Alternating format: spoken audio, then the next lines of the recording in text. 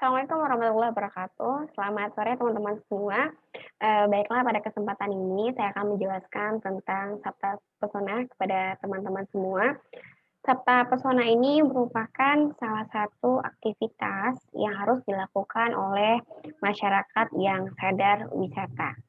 Nah, karena kan sebelumnya kita sudah pernah bahas nih konsep sadar wisata yang terkait dengan dukungan, peran masyarakat sebagai tuan rumah dalam upaya untuk menciptakan lingkungan dan suasana kondusif yang mampu mendorong tumbuh dan berkembangnya industri pariwisata. Nah, untuk, mendorong tumbuh dan berkembangnya tadi, yang harus dilakukan oleh masyarakat adalah Sabta Pesona, yaitu memastikan aman.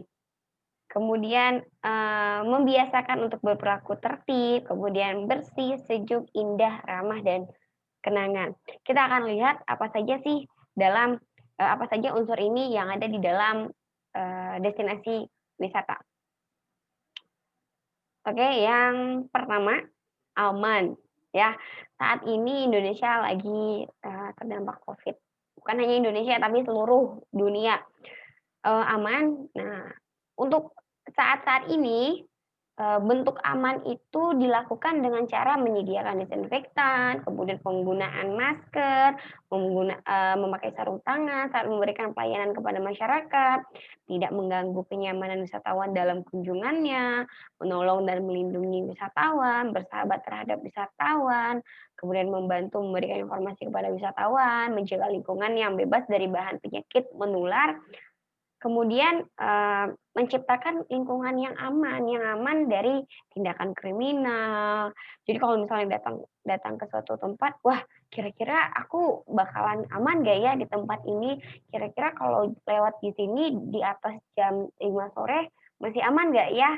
Atau kalau misalnya di sini kalau, di pinggir jalan sambil nelfon, kira-kira dijamret nggak ya?" Nah, itu juga memastikan wisatawan jauh dari hal tersebut itu merupakan kegiatan dari, menciptakan keamanan. Selanjutnya, saya lanjut saja untuk tertib. Nah, tertib ketika, saat Covid seperti ini, yaitu menciptakan lingkungan tertib bagi masyarakat berlangs bag ketika berlangsungnya kegiatan kepariwisataan yang mampu memberikan layanan teratur, efektif, dan bagi wisatawan. Teman-teman, saat ini kondisi seperti ini memang yang dibutuhkan adalah ketertiban dari wisatawan dalam physical distancing, dalam menggunakan masker, dalam menjaga jarak.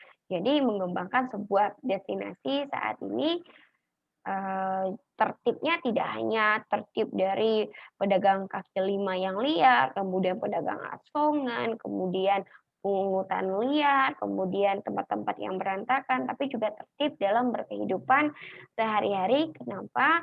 Karena saat ini, sejak awal 2020, dunia berubah dikarenakan Covid. Oke, selanjutnya bersih. Bersih, siapa sih yang nggak suka bersih ya?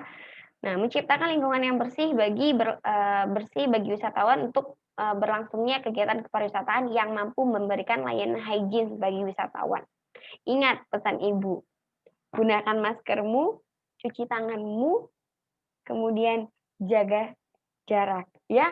Nah, untuk cuci tangan segala macam itu semakin, membuat, wisatawan itu, sadar akan kebersihan. Dulu pulang ke rumah nggak cuci tangan atau datang ke suatu tempat nggak cuci tangan itu biasa. Tapi sejak adanya Covid, Indonesia dan seluruh dunia menjadi lebih bersih lagi. Nah, di tempat objek wisata apa yang bisa kita lakukan? Yang pertama tersedianya tempat cuci tangan. Jadi bukan hanya lagi restoran yang punya tempat cuci tangan, tapi semua tempat, seluruh tempat sekarang sudah ada tempat cuci tangan. Kemudian tidak membuang sampah atau limbah sembarangan. Jadi kalau sebagai pengelola, limbah ataupun sampah itu harus dikelola dengan baik. Selanjutnya menjaga kebersihan sarana dan lingkungan objek dan daya tarik wisata, kemudian menyiapkan sajian makanan dan minuman yang higienis, serta menyiapkan perlengkapan penyajian makanan yang higienis, ya. Kalau dulu biasa aja ya disusun di atas meja, cutleries dari makanan. Kalau sekarang setelah disterilkan, disimpan dalam plastik atau wadah kedap udara yang tertutup sehingga ketika digunakan oleh wisatawan ataupun konsumen, insya Allah dipastikan dalam keadaan bersih, tidak terinfeksi atau tidak ada virus di sana. Kemudian selanjutnya, nah, kita langsung saja nih ke sejuk. Yang keempat yaitu menciptakan lingkungan yang nyaman bagi berlangsung kegiatan kepariwisataan yang mampu menawarkan suasana yang nyaman dan rasa betah bagi wisatawan sehingga mendorong lebih lama tinggal dan kunjungan yang lebih panjang. Kalau kita lihat nih, sejuk, teman-teman kalau main ke gunung bawaannya tuh adem aja, pengennya lebih lama, tenang, dengar suara angin, kemudian dengar kicauan burung. Nah, tapi apakah itu cuma ada di pegunungan? Tidak, di semua tempat bisa kita bikin sejuk. Gimana caranya? Kita berdampingan dengan alam. Jadi kalau misalnya kita punya satu tempat, nah tempat itu bisa kita tumbuhi pepohonan, kemudian kita bisa melakukan penghijauan, kemudian kita menjaga kondisi sejuk dalam ruangan. Nah, ini agak hati-hati ya, banyak sekali orang sekarang sudah tidak bisa tinggal kalau tidak ada pendingin ruangan. Jadi gimana caranya biar mereka nyaman? Kita bisa tambahkan pendingin, ruangan, membuat mereka tetap merasa sejuk meskipun di dalam ruangan. Nah, tetap sih, memang tetap gimana ya, oke, tetap kalau untuk, sejuk itu yang dilakukan memang penghijauan ya, karena, identik sekali sejuk itu dengan hal yang hijau-hijau. Selanjutnya indah, oke. Menciptakan lingkungan yang indah bagi berlangsungnya kegiatan kepariwisataan yang mampu menawarkan suasana yang menarik, menumbuhkan kesan yang mendalam bagi wisatawan, sehingga mendorong promosi ke kalangan yang lebih luas dan potensi kunjungan ulang. Pasti teman-teman kalau datang ke suatu tempat yang teman-teman lihat itu kan yang indah, siapapun orangnya pasti senang dengan namanya yang indah. Nah, indah itu apakah dari daya tarik alamnya, daya tarik buatannya. Nah, untuk menjaga dan mempertahankan keindahan itu ada beberapa hal yang bisa dilakukan. Paling pertama itu adalah menjaga. Jadi yang namanya indah itu memang harus sensible, berkelanjutan kita jaga. Jadi nggak bisa kita bangun hari ini, kita biarkan dia tumbuh. Kenapa? Karena sesuatu yang indah itu juga perlu dijaga. Kita perlu menata tempatnya, kita perlu, memperhatikan lingkungan. Gimana lagi dari sisi wisatawan kalau datang ke suatu tempat untuk menjaga keindahan dari tempat tersebut tidak merusak, tidak mengotori, tidak mencoreti, tidak mengambil, dan patuh pada aturan. Hati-hati saat ini kalau kita lagi, di tempat wisata ya, saat ini nih lagi marak, eee, pencabutan tumbuhan atau tanaman hias yang ada di destinasi wisata. Nggak tahu apa karena itu disebabkan oleh tren-tren yang ada saat ini, ya lagi tren sekali nih untuk, bercocok tanam di rumah. Oke, selanjutnya ramah, menciptakan suasana yang ramah, yang akrab, bersahabat, serta, membuat wisatawan bisa merasakan, "Wah, ini seperti di rumah sendiri ya," gitu. Sehingga mendorong minat kunjungan ulang dan promosi yang positif bagi prospek pasar yang lebih luas. Gini aja deh, kalau teman-teman datang ke suatu tempat, kemudian tempat tersebut tidak ramah sama teman-teman. Ketika teman-teman butuh bantuan, mereka tidak mau bantu. Ketika teman-teman beli, mereka tidak menjelaskan secara detail. Kemudian ketika teman-teman menginap di homestay, tapi yang punya homestay-nya, tidak peduli dengan teman-teman. Ya, teman-teman pasti nggak mau kan melakukan kunjungan kedua, apalagi selanjutnya ke tempat tersebut. Sehingga ramah juga merupakan kunci dari kesuksesan sebuah destinasi dan, orang-orang mengatakan nih, senyumlah setulus senyuman anak-anak. Anak-anak nggak pernah bohong dalam senyum. Jadi mereka kalau misalnya mereka sedih, ya sedih, kalau mereka senang, ya senang gitu ya. Kemudian kenangan. Menciptakan memori yang berkesan bagi wisatawan sehingga pengalaman perjalanan atau kunjungan wisata yang dilakukan dapat terus membekas dalam benak wisatawan dan menumbuhkan motivasi untuk kunjungan ulang.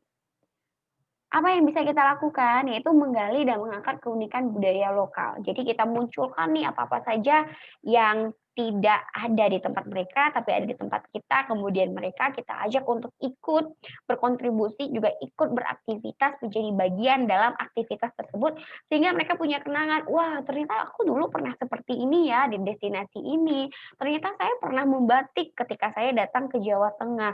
Wow, ternyata saya pernah menenun ketika saya datang ke Palembang." Nah, kemudian apalagi yang bisa, menjadi kenang-kenangan ketika mereka sudah sampai di tempat mereka selain dari memori yang, antara lain cenderamata yang bagus yang dilihat dari kualitas, harga, dan desain. Makanya sekarang kalau tempat, destinasi itu, wisatawan sangat berharap sekali ada tempat oleh-oleh. Kenapa? Ini juga menjadi salah satu kenang-kenangan, menandakan bahwa yang bersangkutan sudah pernah mengunjungi tempat tersebut. Oke, nah kekaguman akan daya tarik tempat wisata yang dikunjungi. Pernah ya ketika kita datang kemudian, gini nih teman-teman saya liatin ada gambar nih di sini. Wow, bagus sekali. Wow, pengen deh kayaknya datang, pengen ya 2 kali, 3 kali datang ke sini. Nah, kekaguman itu juga merupakan sebuah kenangan, yang dapat membuat orang untuk datang kedua, ketiga, dan selanjutnya di destinasi yang sama. Kemudian apalagi? Ada seni budaya yang menarik. Nah, jadi kesimpulan dari pembelajaran kita hari ini, terwujudnya ketujuh unsur sabta pesona dalam mengembangkan pariwisata di daerah akan bermuara pada meningkatnya minat kunjungan wisatawan ke destinasi, tumbuhnya iklim usaha kepariwisataan yang mampu untuk meningkatkan lapangan pekerjaan dan peluang, kemudian pendapatan serta dampak ekonomi multiganda pariwisata bagi masyarakat.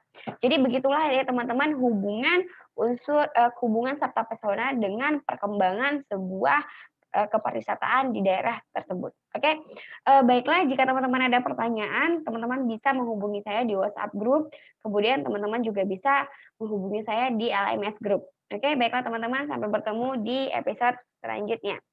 Assalamualaikum warahmatullahi wabarakatuh.